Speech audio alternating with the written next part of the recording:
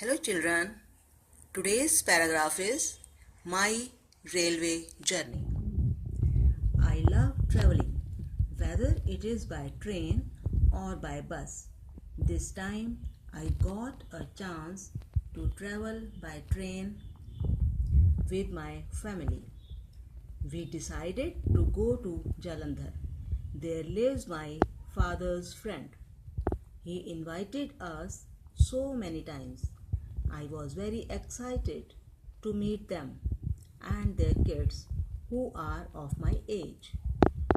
On Saturday morning, we started our journey by train. I got a seat beside the window. After some time, the train whistled and started running fast.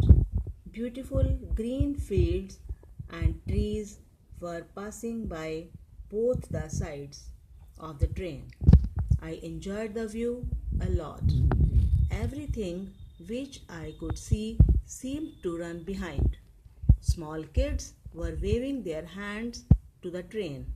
We ate some snacks on the way. We reached at Jalandhar station late night. I saw my father's friend waiting for us on the platform to receive us.